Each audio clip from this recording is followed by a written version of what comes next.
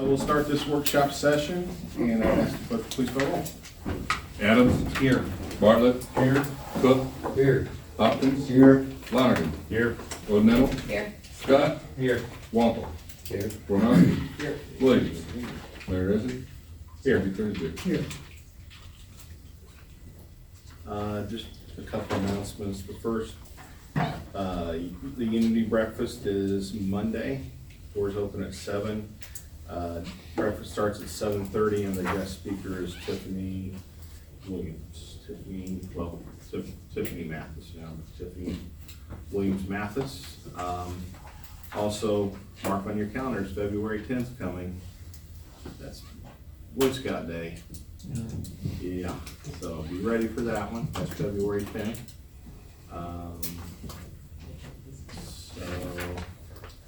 All right, that's about all I got. City Attorney's report. Thank you. 2 items. First is discuss renewal of the lease agreement with Jacksonville Area Chamber of Commerce. Their lease for the chamber building technically expired at the end of December.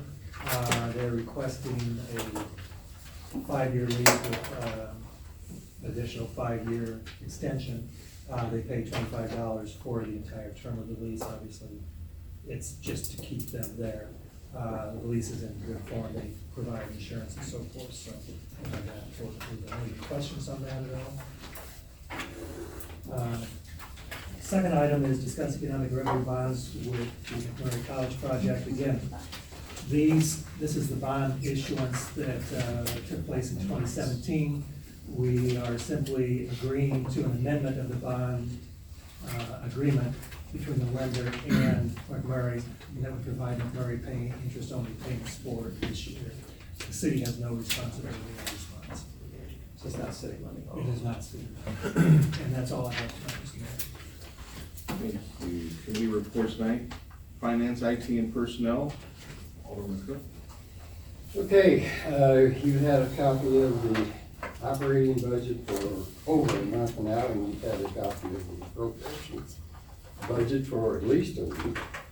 We discussed some concerns about the capital improvement projects and the fact that we are going to move $500,000 from the general fund into the capital improvement fund to cover some of the capital improvement requests. These are some requests that kind of been left over from previous years. We have the revenue to do it. We did it back in 15. We moved like $600,000 to basically the same purpose and everything. So on the agenda tonight will be the appropriations budget for $41,128,946.63. We also have the resolution on there and the consent agenda to move the $500,000 from the general fund into the capital improvement fund. Really no big changes in the operating budget other than salaries. Most of the requests that came in for the capital improvement have been honored by us having the ability to move that $500,000. First reading tonight for the 2020 appropriations budget. Any questions? In the capital budget, there was $85,000 for golf course. What's going on with that? That was.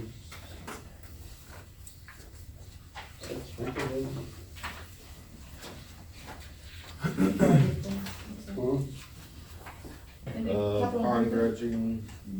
Some of that. Various golf course Sprinkler improvements, heads, golf course improvement, and heavy duty. blue flags, six flags, the cups, new tee markers, new water cooler stands, replaced broken bunker brakes, and new yardage. I didn't see this. Quick. I didn't see this. Dredge the pond on number of 9 hole. Continue sprinkler head replacement.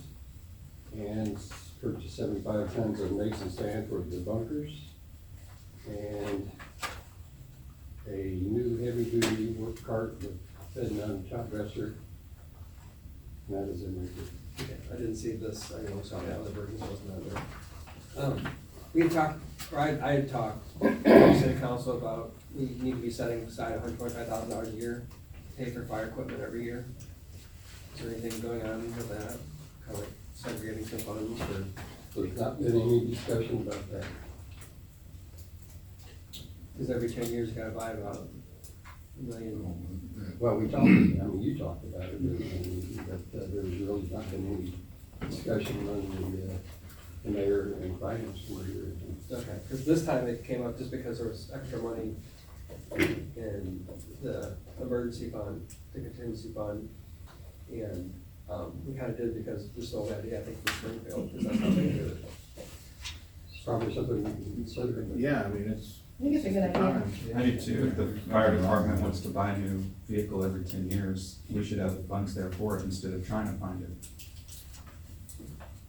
We can, add to the budget, if everybody else thinks. Well, and Steve, I don't know where you're thinking about that right now, but if not for this budget, because our budget for the fire truck is delayed for a year, so maybe we can incorporate it into next year's budget, so that we, can kind of get on that cycle. Yes. Sounds I mean, if you're comfortable with that. Good idea. You're not opposed to that, are you? So for next year, we'll include. Yeah, let's do it. Okay. Are you comfortable with that, Steve? Mm-hmm. Yeah. Any other questions about the budget? First reading tonight. Thank you. Okay, thank you. Public protection. You wanna do Parks and Lakes first, or you Oh, wanna I'm do? sorry, Parks and Lakes. That's right. That one's out of order. Sorry. Thank you, Mr. Mayor. We have one item under Parks and Lakes, discuss Lake Movistar boat access grant, and we have Jim Burke here and Kelly Hall to bring us up to speed on the great news about the boat access grant. So Kelly, you have the floor. It is great news. We're very happy to be a grant recipient, and hopefully we can make the ramp out there real nice with what funds we have available. So we're really happy. So and I think Jim wants to discuss some of the finances with you and that type of thing. Is that correct, bud? Yep. As Kelly said, you received $200,000. You were one of two in the state to receive the full amount you requested, and the maximum amount was $200,000. So it was a good application. It was a good project. It was very well received. That money, that's 100%. There is no matching requirement for that. So one of the things that we need to look at is what the scope of the project is going to be. I think we'll start definitely with the ramp, of course, first, but then we'll probably want to move into some hard surface parking lot and some lighting. There is a little bit of lighting required for it. And one of the things that I'd asked Kelly about was maybe trying to get started on the design and the permitting process now, so that, because that could take a little while, so that it would be ready when you receive the grant agreement, you would be able to go to construction immediately rather than having to go through the design process and the permitting, which we expect would be about 90 days. So that was one of the things that we were going to do. In order to do that without a grant agreement, the engineering is grant reimbursable, you have to have their approval. What the idea that I had, since the overall project that we originally kind of came up with was in excess of 200, was to use just that money for construction only, and then we just do an engineering agreement locally. That way you could get started immediately, you wouldn't have to wait and go through DNR. So that's up to you guys. So what was the total cost of the project? Last time it was like 280? Well, what we did, Steve, is we did the ramp, and we did a parking lot as a complete build out, and then I think the cost was $273, if I remember right. Certainly, to the extent that you're able or willing to, we can scale that back. There are some things we're going to have to do. We can do it, fit it in the budget. That's not a problem. But we did put in an adequate hard surface parking lot for the development with the anticipated amount of traffic you were going to have, and also a little bit of lighting. That's what made it more than the 200. One of the things we did by having it over the estimate was to show that anything that has happens beyond the 200,000 is the city's responsibility to do. But we wanted to show a full development plan, which is what might happen either now or in the future. Jim, is there any, time restriction on this grant? Once it's ours, or? once you get a grant agreement in place, I mean, you can start construction right away if the plans are done. All we gotta do is otherwise, I think it's 3 years. Okay, I think it's 3 is what you guys standard. Some of the other agencies go with 5, but I think you guys use 3. So, And what work was done out there this fall? The only thing we did was clear riprap back for kayakers at their request and put a little gravel there so they wouldn't slip and slide in the mud. That's just an access point for them to get to the water, to put kayaks in or fish or whatever anybody wants to do. It was just basically a real simple one-day thing to help them get access to the water. And that's not an area, that's not where the. That has nothing to do with this. No, absolutely not. This is a group, Jeff McDaniel has a group, kayak club that they're real enthusiastic about being able to kayak. They started off at Lake Jacksonville around the channel area, and we said no because of safety concerns. You know, the speedboats out there, and then you get a bunch of kayakers, that's not a good combination. So we said, we'll provide you, you know, a little entry point on Lake Movistar, and that'd be a lot safer environment for them, and they were happy with that. So we're done all we're gonna do. We just cleared riprap back so they can walk up and put their kayaks in. That's all that little spot's for. Is there still a usage fee for Mobasar Lake? There is a boat fee. So boats, kayaks included, canoes and such would be required to have an annual boat fee. Like $5 or $10 or something like that? I think 15, I think, don't quote me on that, but I'd have to look to be positive. I think that's right. Like Jacksonville sticker. Yeah, it's No, just, close there. no, but the same sticker is used. Yeah, we don't have a separate Lake Movistar sticker, we use the Lake Jacksonville one. So, but it's a minimal fee, but that little area just allows them to walk up and put their kayak in. Jim, the grant, is that we pay for it in terms of bills in? Yes. Or Yeah, it's a reimbursement grant. that's okay. So what are you asking of the council this evening? At some point, we would like to get an engineering agreement approved so we can get started, is what I'd like to do. If not, I mean, we can wait till you have a grant agreement in hand. The fees for engineering then would come out of that 200. I would think that it would be easier to use, because your project's so much larger, to use that all towards construction. This is the one we're doing? Yeah, pretty close. At some point, you know, the exact configuration of the parking lot may change, you know, depending on how much money you have available. You know, one of the things we'll have to decide in a scoping meeting is, I mean, we would plan on do plans for everything, so we got a good idea on cost, but then if you're stuck with the 200,000 and that's all you wanna do, well, that's all we'll build is 200,000 more. What's the percentage on the engineering agreement? It'll depend, Steve, it's DNR, if you use DNR grants, it's 15.25. If you don't do DNR grants, it'll be somewhere around the same amount. I mean, it's not. So you're suggesting doing like a $30,000 engineering agreement and have 200,000? You know, to be honest with you, we've done some work early on, so I would just assume, you know, we can do it that way if you want, but I mean, I just assume do our standard hourly agreement, because I think it's better in your best interest than we're only paying for what we actually do. Okay. And the construction observation on this is not near as stringent as what it is for IDOT, so, I mean, it makes some sense maybe not to go that route. But we need to let Jim know if you want him to stay within the parameters of that 200 total, or are you gonna allow like the engineering fees and stuff to be in addition to a $200,000 construction amount? So he needs to know now, are we gonna stay, we can stay within that 200 Want the money in the budget? and not have anything in addition. But that's what we need to let Jim know. And So we cook, how much money's in the budget for this project for this year? There is nothing in the budget for this because it's 100% grant. Did you have any money set aside? Mhm. No.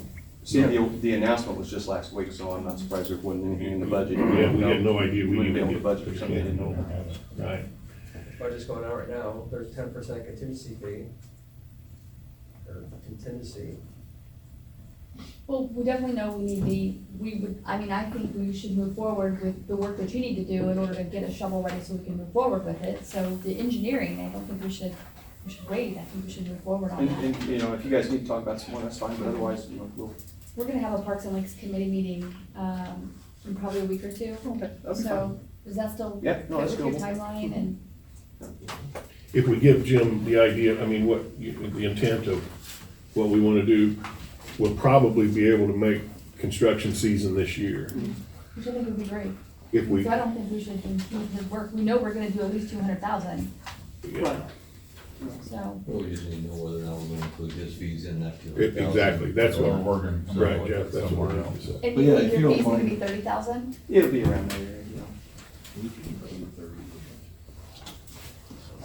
I mean, I can do a lump sum agreement, you know, that's fine, it doesn't matter to me. 10% is a deal better than. Yeah, Jim, I mean, at that point, you're saying now, do you have time, 2 weeks for the next council? Yeah, oh, Parks definitely. and Lakes can We anticipate take that money out of the there. design permitting process will be about 90 days. DNR can be slow. So how about that, I mean, if you put together a committee meeting, Well, we need to. okay, and then that'll be before the next meeting.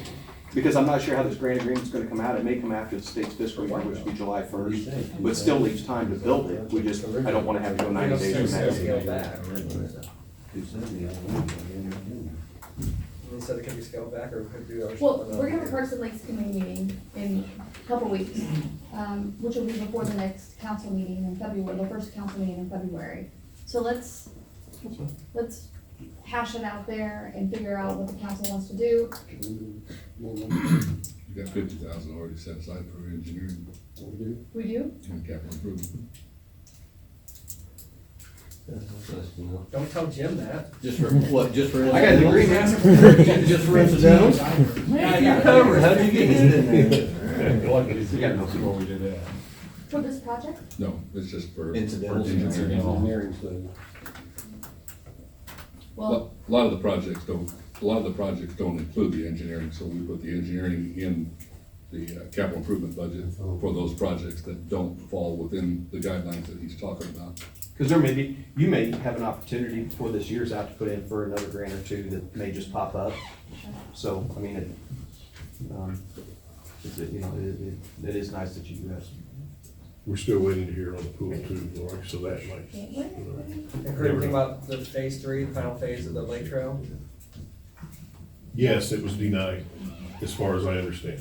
The bridge, yes, but we pretty much knew that. We had a 1% chance anyway, the amount of funding that was available, but we had to try. So we're talking about doing that locally then? We can always apply for that again when that rolls around. I understand they're gonna have money available to keep applying for some of these projects for quite a while in the future now that the governor's found all this money. so Kelly, if you're comfortable, I think we'll wait and talk about it at the Parks and Lakes committee meeting in a couple of weeks. Absolutely, And then, that sounds If fine. that fits within your time frame, that gives us time to really think about it and do the stuff. Okay? Thank you. Thanks for being here. Appreciate it. Thanks for your hard work and writing it. And it's exciting. Been a lot of good help. So when was that grant denied?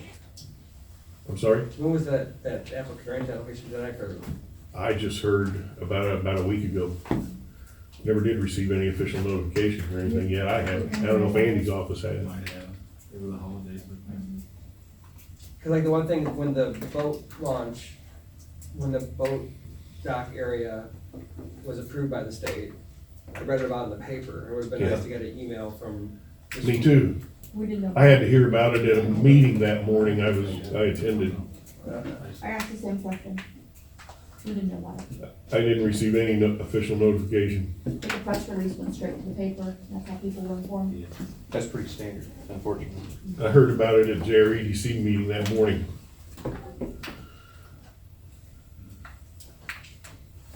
It works. We got the money. Let's not complain too much. Yeah. Okay. Thank you very much, Mr. Ryan. We're finished. Public protection, Alderman Hopkins. Discuss waiving bids and accepting proposal for the purchase of a 2020 Jeep Cherokee for the Jacksonville Police Department. Chief Mepper, do you want to elaborate on this? Yes, that vehicle would be used for our Drug Enforcement Administration agent. The funding for it would come out of federal forfeited funds, therefore not costing the taxpayers any dollars. And it's as a result of the vehicle we purchased several years ago for that position has pretty much run its course.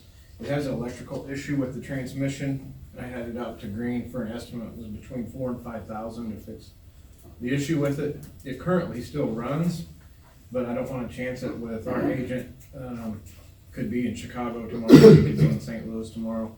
I gotta have something that's reliable. The reason I went with the Cherokees, I went out for state bids to, and went to 3 locations, and the one that got back to me with the 3 that we were interested in was Bob Ridings from Taylorville.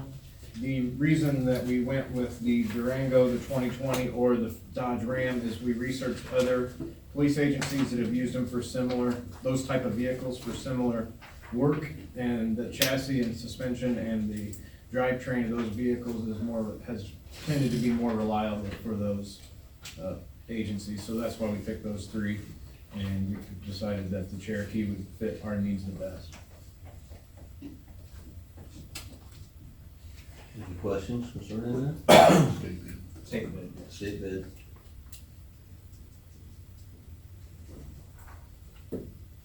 Thank you. Utility, Alderman Walkle.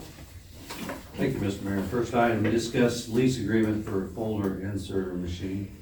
Sally's here to fill us in on.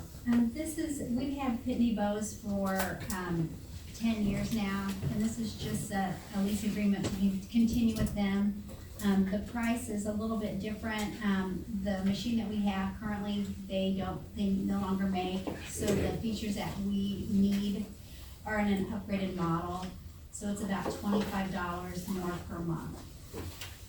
So it ends up being a little over $300 more per year than what we currently pay now, but it's a bigger, faster machine too. So, and the reason that we didn't go out for bids, this machine is very, very reliable.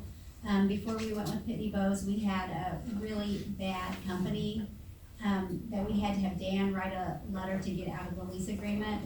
I've had my staff pull 250 or 2,500 bills, within a 3-hour time frame, so we can make it to the post office in time. And it's not pleasant. So we like the reliability of the Pitney Bowes.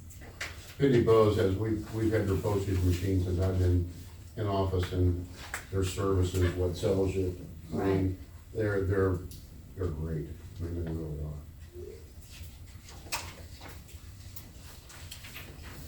Questions on that? Number 2, discuss change order number 2 for the wastewater treatment plant boiler HVAC rehab project. Benton is here tonight. This change order includes reconnecting an unknown underground natural gas pipe at the wastewater treatment plant to the flare igniter. So it wasn't foreseen, it was underground, we didn't know, the contractor and us didn't know it was there. So you found it? Yeah, right. Any questions? Thank you. Any public comment at this time? No public comment, we'll need a motion for exec session. I make a motion to move in executive session. Alderman Large-Oil, second by Alderman Scott. The reason for exec session is. Everybody stand for the pledge of allegiance, please. I pledge allegiance to the flag of the United States of America and to the republic for which it stands, one nation, under God, indivisible, with liberty and justice for all.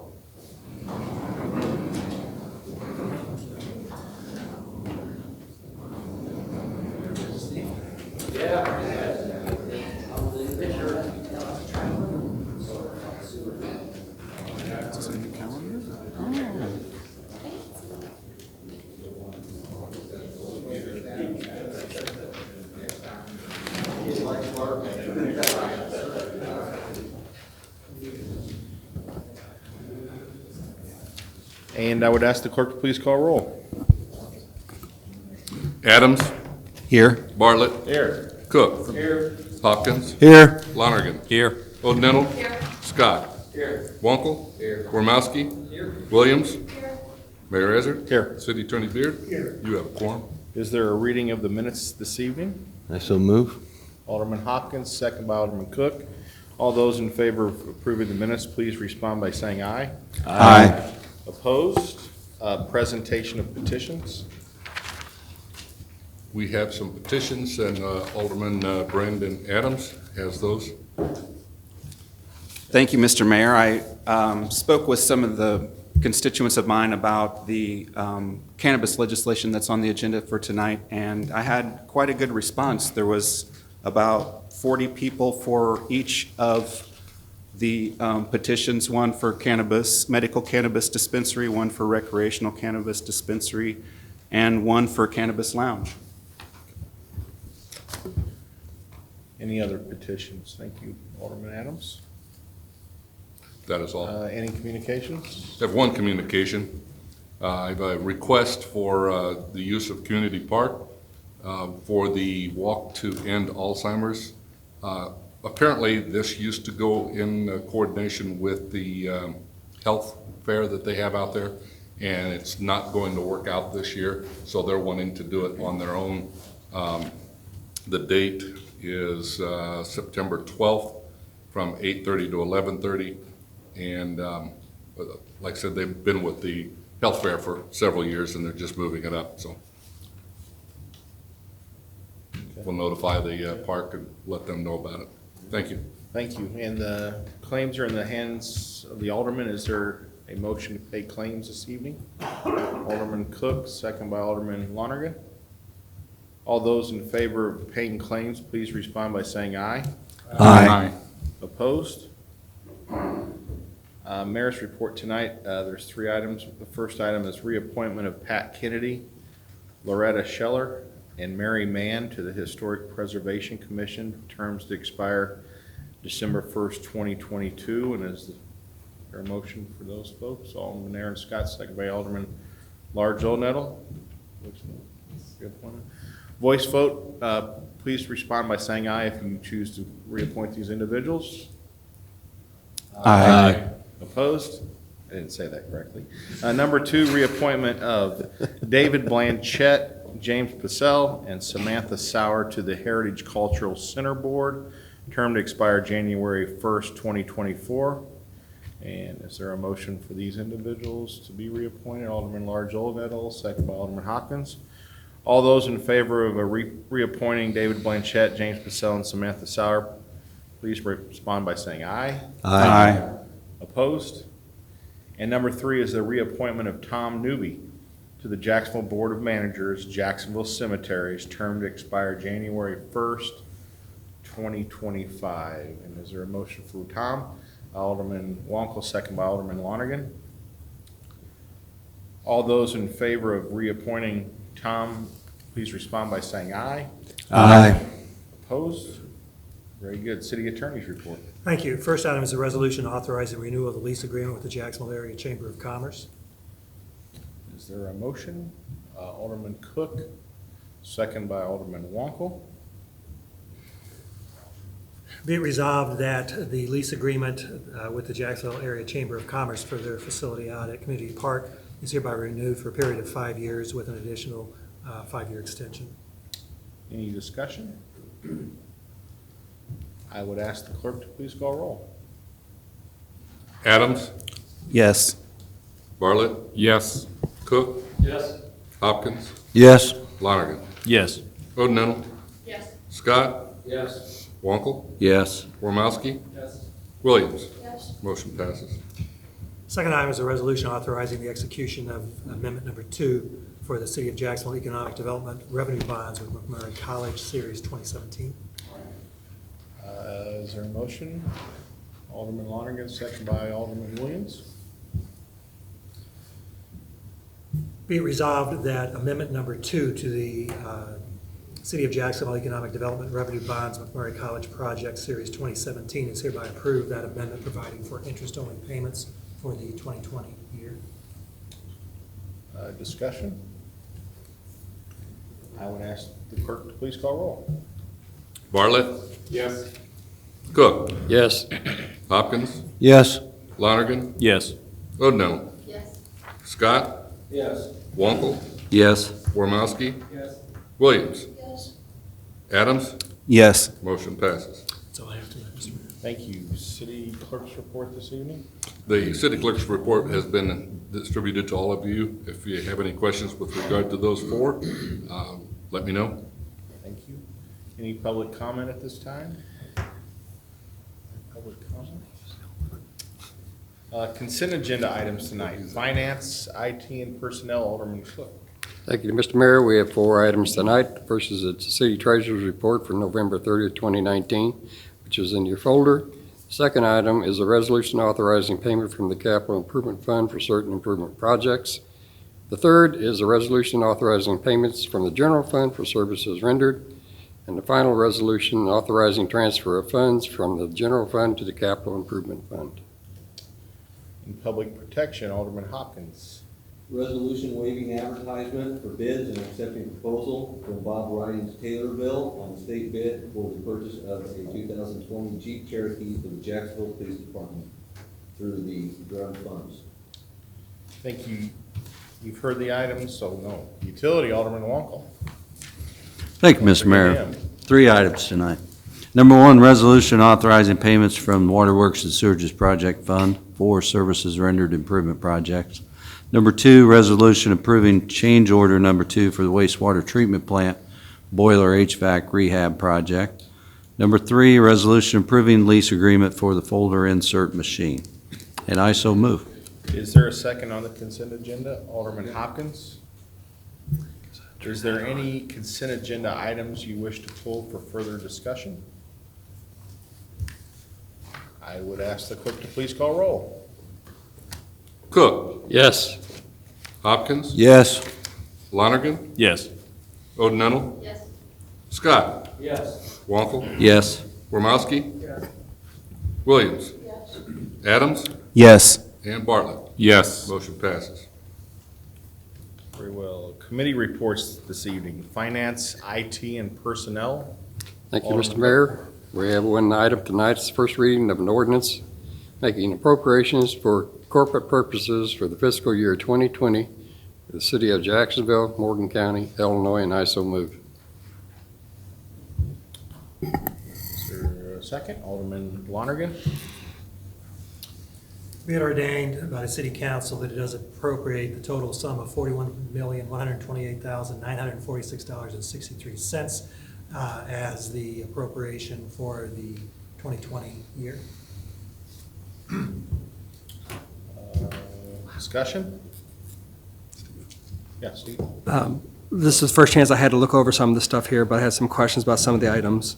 On page 5, the attorney's fees miscellaneous was $35,000 over budget, and then the new budget doesn't cover that over last year's over amount. Is there a reason for that, or?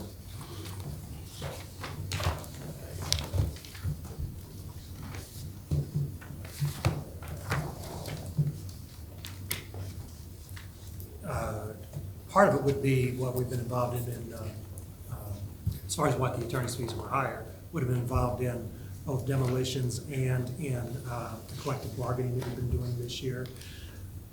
A major part of what the increase has been over the past 3 or 4 years has been FOIA requests. I have to review every FOIA request and the response. The police department personnel do a really good job of putting the responses together. But some of these may involve 10 to 15 reports with redactions throughout. So probably 50%, 30 to 50% of my bill every month is for FOIA requests. Now, if it's, I don't see was your question, do we need to adjust the budget to reflect that increase? Mm-hmm. Yeah, and part of it is, because I think you went up to 60. Yeah, they went up to 45. 60,000 in that line. But then this year was 75. And Steve, I want to add something with that, with regard to some of the training and everything that I've been to with regard to FOIA, and Dan is correct.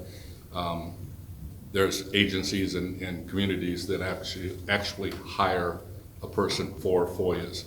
And I think that I was at a Christmas for the chamber, and we had someone from the state of Illinois, and the office over there had to hire 2 full-time FOIA officers, attorneys that are on staff at the state level. So I think that what Dan's doing, you know, we could hire another person, hire another attorney to do it. But I think that's what most of them are. Most of the FOIAs that I get that come across my desk have also gone over to him. I have very, very little FOIAs coming through just the city clerk's office. Most of them go straight to the police department. Yeah, like Alderman Hopkins pointed out, that it was just making sure that the 2020 budget gives enough money for that, so there won't be an overage, so. And there's under the appropriations, there's a 10% added to all that. That's what the appropriations are. It's 10% over what the budget is. So if you look at the appropriations, it takes that into consideration. One other thing I might mention too that's been a real burden on the police department is the new cannabis law requiring the expungement of all of the cannabis arrests. This first stretch was the most recent ones from what, about 2012 to 2019 or so? And we were hit with the juvenile expungements at the same time for the last, we have to have the last 3 years done by this year, and then we have to have back to 2010 done. So that's by put 2024. And it's certainly, in the eyes of many, it's a worthwhile project, but it just takes a lot of time to get all of that done. And if I could, moving on to the next item on the next page, on page 6, on the Board of Fire and Police Commissioners, it was 6,000 over budget. Is that just I don't know. Is that expenses, or what's that money go to? Every time that there's a year where they're putting up a new list, there's more expenses go out because you have to buy the packs. Oh, okay. And training and things like that. They also cover the expense of the psychological exams for all the police officers. And we had, I think, 5 last year, so that would be part of the increase as well. And then 10,000 budget for this year is still okay then, even though it was 16? Over the course of time, I think it averages out pretty good. Okay. Hire more officers, more exams.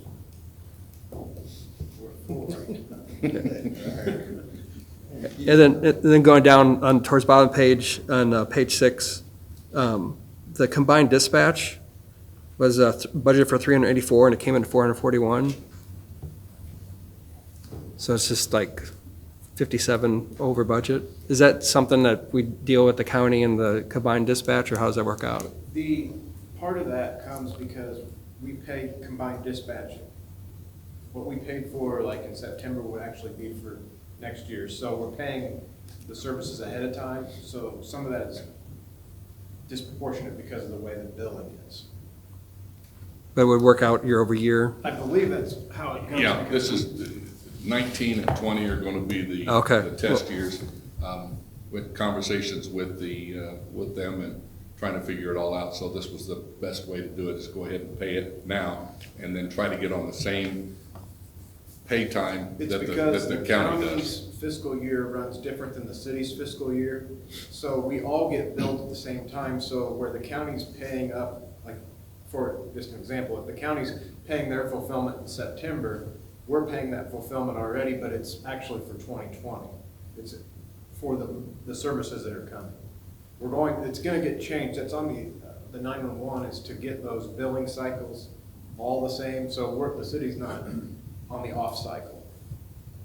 I know it's kind of confusing, but we were always paying behind, and they really want us to pay ahead at the beginning of the quarter. So they have money when they write a check? That's what that was. So then, since Chief Mefford's on answering all the questions, on the next page, under Police Department, the overtime call-in salary, was that up just because of the losses you had? So that's why. Did you know we had a finance committee meeting tonight? I was 10 minutes late and I missed the meeting. Otherwise, I would have asked those questions then. But I didn't have this information then too, so. also the overtime. Are you talking about the general overtime? Yeah, it was overtime call-in salary. Yes, that's also, we pay out the balance of benefit package out of that line too. Yeah, this is just for training, right? Yes. I just had a couple more. On page 8, same thing with the fire. Working out a classification was over budget, 16,000. And then that money isn't covered in this year. Is this like I guess, fire chief's gone? I think, Steve, if you take a look at the bottom, we don't really worry about the per line item. We try to stay on that. But if you take a look at the total on page 9, where it says total expenses for the year. Right. The budget was 2.5, and they came in at 2.4, so they were under budget for the year. I guess I'm just looking over these things because, like when I got the email about the budget this year, one of the things that struck me is that the increase to every single line item, I think, was 10%, or like all the budgets were up 10%. Is that what the email said? There's a 10%. That's the appropriations budget. Appropriations budget has like 10%. Yeah, you got the appropriations budget is 10% more than the actual expenses. Okay. Because I don't think, we don't really do this as a council. We never sit down and look at like Right. what money was it requested and what the money went into. So we don't know if like something's going on that needs to be corrected or. Well, the budget was given to you back in early December, before the only meeting in December. Those numbers were the same as that budget. And the actual budgets, if the total budget on that line that I told you there on page 9, if that were over, several $1,000s or $100,000, that's something that we'd want to look at and we would look at. But due to the fact that it's under budget, and then you go to the very end and we're still under budget, the department heads, in my opinion, and I've said this for the last 20 plus years, the department heads are very good at watching their budget, not necessarily their line items. Sometimes they come to me and say, I'm going to be over on that line item. It's okay, because you're going to be under on several other line items. So the bottom line is, where are you at the end of the year? Are you under your estimated budget? And they do a pretty good job of that. I just feel better asking these questions too before we have it up for a vote. Absolutely. No problem answering. It is a fluid. These aren't set. Correct. So you can move the appropriations elsewhere. Right, yeah. So that's what I'm looking at, when we line item everything in here, it's not set in stone, it's just that bottom number that they can fluid with, and they can move more funds to this account, to this line. Well, they'll go over on the line items and they'll be under on other line items, and they know it. 90% of them come to me and ask me if it's okay. I always look at the bottom line to see where you're going. Right. Well, our budget also has a provision where the administration can totally flip money anywhere in the budget too, without prior approval. I'm not used to that either. Yeah. So the same thing, or like on the line with the fire, do you know what's going on with the grant? I think this is year 3 of the grant that we had that was paying 1/3 of firefighter salaries. And, I'm sorry that Doug's not here, but Doug handles that. He sends in there's a report that they have to fill out. He sends it in, and then we get the money for that, and that money goes into the budget under the revenue. well, Chief Sills, I hopefully he can have a presentation this year. I think he was going to look at the amount of money, because we hired 3 additional firefighters. We're getting away from the motion here. So my last question then would be, I don't see any Govia fund interest anywhere. Do you know what's happening to that money? Govea fund? Govea Trust. I think it's happened in past years, but it shouldn't be much, but it should be like 5,000. It's like whatever the CD rate is on $500,000. I don't know where that money's going. Page 20.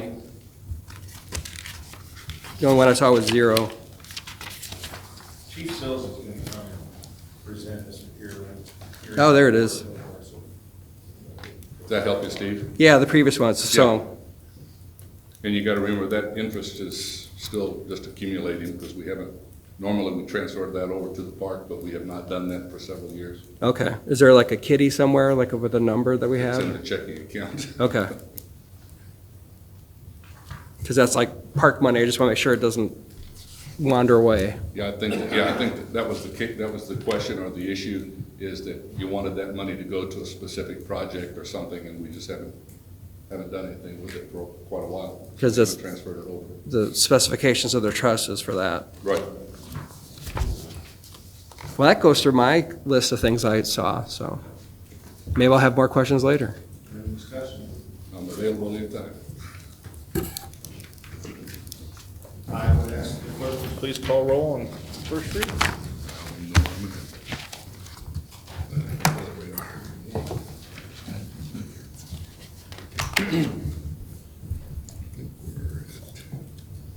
Okay.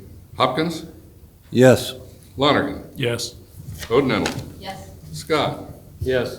Wankel, Yes. Wormowski, Yes. Williams, Adams, Yes.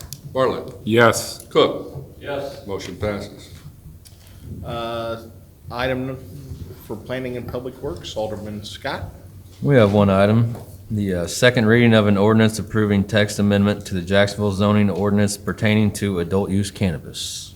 And I so move. Is there a second? Alderman Adams. Be it ordained that the Jacksonville zoning ordinance be amended with a text amendment providing for adult use cannabis facilities to be placed in various zoning classifications, all of which will be subject to a special use permit. Any discussion? I would ask the clerk to please call, is there? I'd ask the clerk to please call roll. Lonergan, Yes.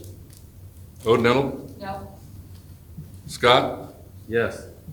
Wankel, Yes. Wormowski, Yes. Williams, Yes. Adams, Yes. Bartlett, Yes. Cook, No. Hopkins. Yes. Motion passes. Is there any old business this evening? Yeah. Well, I just want to say I received a couple phone calls about Audubon Drive, about some people wanted the city to take over that. And I think discussion has been the city has specifications for streets. And it applies to, I guess that's something we should bring up from Public Works. But we have specifications for streets, and some developers choose to make private roads. But we're not going to take over those roads unless the streets are up to the standards. So, because we don't want people who are doing subdivisions to not do road improvements and then pass those costs on to the general taxpayer later on. So, just wanted to point that out, that I received a couple of phone calls about that. We'll refer that to the Planning and Public Works Committee for discussion, but it's, like we've said in earlier meetings, it's not just Audubon, it's Laura Place, it's Gilmore Estates, the new addition just south of Gilmore Estates, I forget what they call that. So there's a handful, and I know there's been discussion internally, but we need to probably talk about it at a Planning and Public Works meeting. Because I know these folks from the various streets will want to say their piece. Mm-hmm. Yeah. That was kind of my new business question, was the development on Tindick, that the new senior homes that are there. There's a road that goes through that horseshoe there. Is that the same kind of situation we're talking about? That's private, and Private. so is there? That was my question. Are we going to put up street signage, because I know there's been deliveries, pizza, and to those, and there's no sign up for that street. Just like a driveway. When it's a private drive, it's up to the developer to put the signs up. Now, those folks should be able to request it from the developer or the county. I mean, I believe it's county housing. So. But yeah, I think there's been things over the years that we just need to address and either say yay or nay, and just move on. Because I know I spoke with Alderman Wormowski earlier as far as, maybe we look at in Planning and Public Works that there is no more private road drives. Moving forward, I don't know how the committee will want to do it, but everything's built to spec and it's going to be a city street. I'm not saying that's the right answer, but there's good discussion further. Any new business tonight? Alderman Adams? Yes, while I was getting a call from my constituent who's also works for the Jacksonville Police Department, there were street lights out in the neighborhood around his house. I gladly called those in, as well as a couple other in the area. I took a trip around my ward, maybe 30 minutes on Friday when it was pouring down rain. There was 14 street lights out in just 6 streets, and I was wondering, with the claims report tonight, that expense being $262,000 that we pay Ameren for street lights and other electricity and stuff, that when I talked to Ameren today and reported the 13 that I hadn't reported, it only took about 15 minutes. And those costs are going to the city, whether in some instances, if the light is off, it could be running current to where the city's getting charged for that. And then there could be an instance where the sensor's out reading the amount of power and that it's on, but the city doesn't pay for it. So in either instance, it'd be nice to get the street lights in working order if we are indeed paying a fee for them. And I didn't know if the police department could help with that, if there's an evening shift that could just note the street address, whether it's in the front yard or across the street, if there's a direction like the bank between Beecher and the ATM light was out, so that's in the south of the address. And so just locating it, if dispatch could call that in, there's an email or a website for Ameren, and Yeah, I know it that even Ameren responds quickly when you let them know. and there's no Ameren crew that does that, so it's totally up to us. There's 2 gentlemen that work here in Jacksonville, and if they're not doing a call on anything else, they're out doing streetlights. Because I tell them all the time around, and in their defense, they know there's a bunch out, but they're having to install the new LED lights. Yes. So it's not just a matter of going throwing in a new bulb, they're installing a new light. So it's taken them a while to do, but they're doing the best they can. All the ones that I called in I reported them last Monday and they were replaced by Thursday. I called in another one on Thursday when they called me back. It was replaced this morning, so they're very timely with it. They just need them to be reported. And even if we don't want to pay the police department to call it into Ameren, just give me the list and I'll call it in. I mean, however it gets worked out, at least the city's lights are working that we're paying for. I was just gonna say, I have quite a few lights replaced in Ward 1, because we have the same problem, and there still is a lot that I gotta get done over on Allen and Railroad and whatnot. Ameren told me that they don't have people go around at night checking all the lights. There's just nobody to do it, but it would also help with residents and whatnot, because you can just call the 1-800 Ameren and report their address. Also, they can give you a piece of red tape to put around the pole so they know which pole is out. But yeah, it would be a help to get some people, whether it be the police or even residents, to report them, because they are able to report them if they hit a power bill. So, but there are a lot, just don't get one. Yeah, It's scary. I reported 4 around City Hall, like around Christmas. Yeah. And we've worked on them. Okay, good. And we've got 5 out right now. Okay. So they're waiting for the bulbs to go. But the new LED lights are nice. They don't spread the light out as much. They really concentrate in the street. So I know I was happy because I like my yard to be dark. But my neighbor, she wasn't happy because she thought she would like the old light better. So, but it's hopefully it'll reduce our electrical costs because the LEDs are a lot more efficient. Any other new business? Best of luck to Aaron next Monday. So, I bet you are. Best of luck. Yep. Any other items? Alderman Cook, second by Alderman Hopkins. We're adjourned.